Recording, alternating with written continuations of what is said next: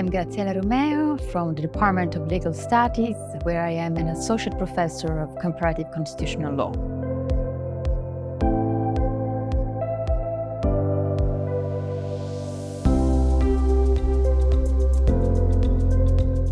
And what is your current research about?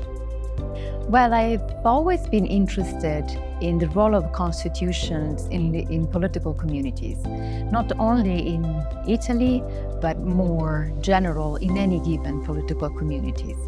And when I say the role of a constitution, I mostly mean the role of arguments that are put forward by judges, by politicians in the public debate about the recognition of fundamental rights. What I am more interested in is understanding how both lawyers and people justify their claiming of fundamental rights. And this is where my second soul comes into play, which is the research interest in fundamental rights of minorities, including migrants, women, and the LGBTQ+ community. More recently, my research focused on the role of new family models, not only in Italy, but more generally in Europe, which include non-traditional families. And what I am particularly interested in understanding is the role of motherhood in contemporary societies. So what are the rights recognized to mothers, and what is the political role that sometimes mothers can play, and what is the significance of them being mothers? Which is quite important as a subject nowadays, and often talked about, but sadly not often in an informed way. But I think that when you were a child, you didn't dream of becoming a scholar in constitutional theory. I actually did not. I wanted to be a writer. That was my first interest and my first passion. But at some point, I remember also that I wanted to become a judge. And I like to think of myself as someone that combined, in a way, these two souls. So I am interested in the idea of justice and in the idea of rules and constitutions. But at the same time, I practice this interest in writings. And the practice of writing for me is an important part of who I am and how I express my ideas. So even at that stage, there were no gender stereotypes at play? Well, I guess that we all have integrated gender stereotypes when we were children and growing up. But I also think that my personal experience was quite lucky, because I remember in my family there was this idea of sharing responsibilities.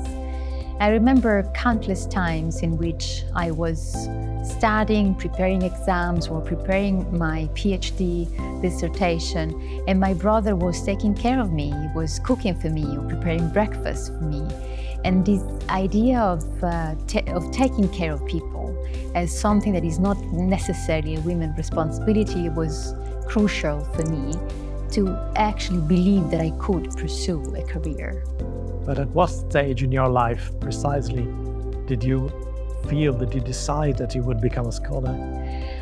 This came quite late in time, during my university years. I remember that at some point I found myself dreaming of being a professor, a researcher that has also the possibility to share what she thinks, to discuss with students.